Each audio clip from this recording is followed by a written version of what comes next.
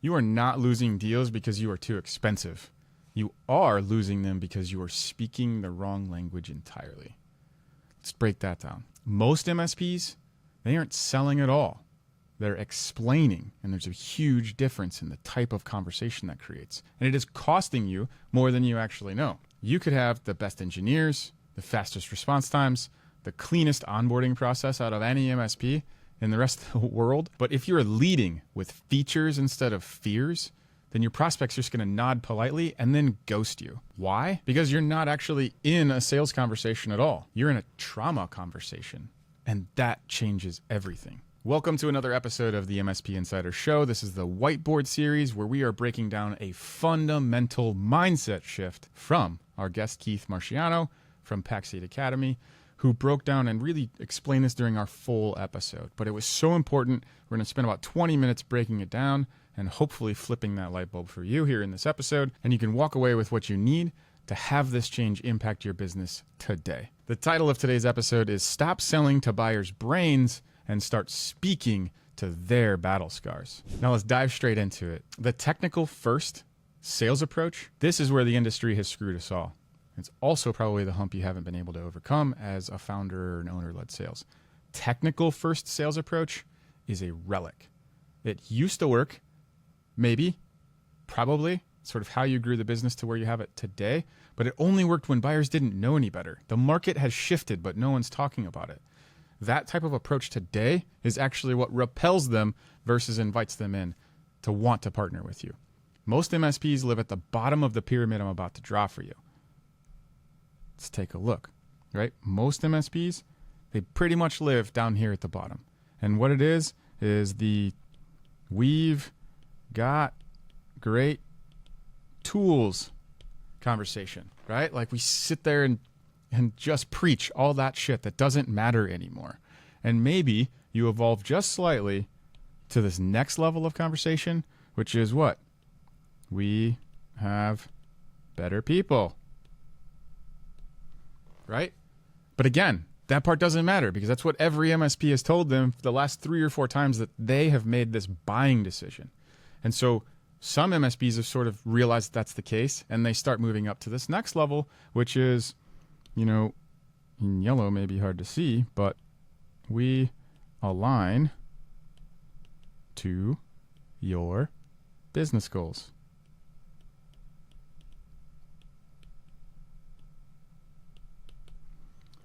Yellow is really hard to see.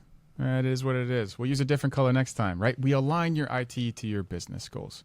And for the most part, that's where most MSPs stop. They never really rise above that particular line. Some do, right? And some eventually then move into we guide, right? Different language. We guide your company's future. We guide your company's future. I got to slow down and actually write this. But hey, you've got the audio, so it works. The tragedy in all of this, zoom back out so you can see it, like these 4 strategic areas of placement, is that most MSPs actually think that they are strategic because they say something like business outcomes in their slide deck or their pitch proposal stuff, right? But here's the truth. In the first 10 minutes of a sales call, if you are talking about tickets, if you're talking about backup technology, if you're talking about stack or anything related to that at all, then you are stuck in what Keith would call the commodity zone. However, your buyer doesn't really care yet about that stuff. You need to find out what they do care about. Well, this isn't just a messaging problem. This is actually an identity trap that you have. You are not the hero of this story, or at least you shouldn't be if you want it to work. The buyer is the hero. You're just the medic, right? The map or the shield, but you're never the sword. It's a time-tested truth about story that you need to get right. And you can write it. You do have control over this. The industry doesn't tell this to you, but it's the truth. Now, here is the mind twist. We, as in most buyers, they don't actually want solutions at first. They don't. What they do want is relief from the problems that they have. They don't care about your MDR tool. They don't care about any of those acronyms, to be honest with you. All they want to know is that you can help them avoid getting fired when something goes wrong, right? Like think about what's at stake for them when they're trying to make a decision to partner with somebody. They all have their own responsibilities, their own KPIs inside of that company. Stop thinking about it, about all the problems that we can solve and are wanting to solve those problems. Put yourself in their shoes and what they're going through. Ask them questions. Now, in short, you need to sell them their battle scars and not the infrastructure that you deliver. So let's talk about how to do this. If we divide this same triangle in half, essentially, right? Just kind of overlay it as a T-chart. What we're going to do is we're going to actually help you understand how to go about doing this. So on the left-hand side, what we're going to do is really talk about where things get stuck, is where we're just selling the features. On the right-hand side, we're actually going to talk about selling the fears. Now, this isn't the same kind of fear that you've all heard in the industry where we're selling fear itself, like whether that's the fear porn or like the doom and gloom stuff, right? It's not that kind of selling fear. And if you stick with me through this conversation, I will tell you exactly the difference in the conversations that you reframe on that ladder. Now, before we go into that, let's just relabel this pyramid so that you can remember where we are and you're not lost at any place. So the bottom level, generally, we're talking about tools. Then you come up and you graduate to, but hey, we got the best people, right? And then in the middle section, which is usually where like growing MSPs actually end up being, we're really talking about aligning IT to their goals. And then at the top of the pyramid, it's really where we are commanding and guiding them to their future, right? So guiding with technology to their business's future. So when we dive straight in now, it's like, well, now let's just put the conversation the way that you probably are already having it, juxtaposed to the way that you can actually start using language differently to sell to a completely different part of the buyer's humanity, right? Usually what you probably have is, you know, down here, let me zoom out a little bit here. We're on the selling side. You're usually having conversations like, you know, well, we got that 24/7 monitoring, right? But what you really need is like, we actually prevent the 2 a.m. phone call that something went bad, right? And then when we go up one level, we're usually preaching about how amazing our QBRs and our account managers are going to do and are for the business. But instead, what you should be having is actually having a conversation that maps more to, we actually tell you what could go wrong, but before it does, right? So we actually have the proactive conversation with their business. And these things happen really in the middle of the triangle in those two sections as well, right? At the top, when we're talking about guiding, right, usually this is more like we actually say things like, hey, well, we align to your goals, which again is a little bit tried, and a little bit tested and a little bit not true to them anymore. What do they actually care about when they're trying to make this decision? What is it? We de-risk the bet that their leadership team is placing on us and with us, that something isn't going to go wrong, or we're not going to be just as bad as the other decision they've made before, right? You're not offering services. You're actually offering the psychological armor to allow them to feel defended in that decision itself. So we actually have to flip the conversation types entirely that we are having, right? And what you need to stop doing is stop talking about what it is that you offer, right?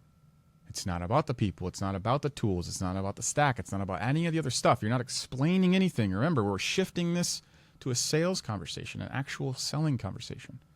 What you need to start selling is, what are they trying to survive? Hey, can you tell me who the stakeholders are that need to be part of that conversation? Totally different ask than, hey, who else is involved in the buying process, right? You take your solution, you put it into a form of value, game changers for them. And then from that standpoint, they'll be more than willing to, let you know who those people are. And when you do that, you don't get treated like an expense, right? You actually get invited to the table. with that customer. It's a totally different dynamic. So let's spend a minute or two just talking then about what does strategic selling actually look like? What does it actually do? So if we go down to this fresh pyramid, really what we're talking about now is what is it like to sell at the top of this pyramid, right? And at the top, what you really need to be thinking about is ultimately, how do you pre-frame every conversation with just one truth? Now you can put this into your own words, but really it's about anchoring it into your mindset, because this is the style of conversation that you want to invite them into. And it's ultimately the level of conversation that you want to get to if you want to have a successful like sales transaction by the time you get to the end of them. And that truth is this: I'm not here to pitch you. I am here to help you avoid making that mistake that you can't afford to make twice in this decision, right? What we're really doing is we're building discovery around a couple of different key emotional KPIs. Those key KPIs is more about, grab the right pen, these KPIs to get to the top, to like work our way up, is what happens if this system fails, right? Totally different other side to that. So what happens if the system fails? Well, who feels it when it breaks? What is the unspoken cost of tech stress on your team, right? Totally different kind of conversation. And when you actually then go to introduce your solutions, you don't say, well, here's our stack. Instead, what you're going to say is, here's what keeps teams like yours from falling apart at scale, which is what they want to do too, right? They want to grow their company because that is actually what they buy. It's what they want to buy. It's the promise of the future that they want that they don't have. And conversations like that are where you win. Especially when you're having conversations that weren't referrals, right? If you're running an outbound engine or you're actually starting to do some sales marketing, those kinds of things, it's a totally different buying cycle, decision-making process, which is also why we get so frustrated with not closing them like we have always done before on the referrals that we get. So the next time that you're on a sales call, I do not want you to lead with your stack. I want you to lead with their scars, right? What is the pain that you know this particular persona has been through already, or they're currently in? Anchor into where that is. It makes it emotional. It makes it real. It makes it relatable. It makes it transferable. We're transferring conviction, right? They can believe that you've actually helped some other people with the same thing that are just like them. It's not you. You're not the hero, just like I said at the beginning. So here's your move. Before your next prospect call, I want you to throw out your pitch deck as it sits currently. Instead, I want you to build a question map, right? What is it that they are worried will actually break? Write it down. Frame some questions around it. What would they never say out loud in a room full of their peers? Figure out how to ask the question that gets them to say it. What decision will they regret 6 months from now if they get this wrong? Then you're going to sell that. Ask yourself those questions. Come up with the answers. Dialogue with AI to figure out what that particular persona may say so you can anticipate some of it. This isn't just some sales technique, okay?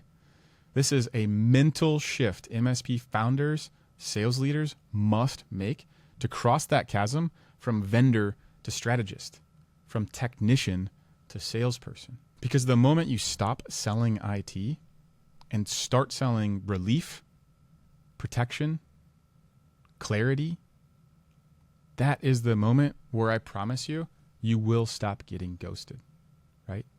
Because you will start being invited into the conversation that they actually want to have. If you have built that know, like, and trust relationship, and they are now your advocate and your champion, they will introduce you to the other people inside the company. Start with the wounds and not the widgets, okay? That is the path to high trust, high ticket MSP sales that will actually grow your business and unlock the potential of the future for the company that you've seen, but you've always struggled to achieve. And if you want the next step, if you want to take action into really figuring out how to work through this and walk away with it implemented in your business, all you have to do is just comment scars. Now, you might be on a page where that comment isn't gonna work. That's fine. Just look at the show notes. Wherever this video is posted, you will see something there, and you can click the link to opt in, and we'll send you a workbook to walk through how you can do this messaging shift, this messaging change for your MSP. Thank you again for tuning in to another episode of the Whiteboard series of MSP Insider Show, where this concept and this truth came from my interview with Keith Marciano from Pax8 Academy. And get out there and win for your MSP.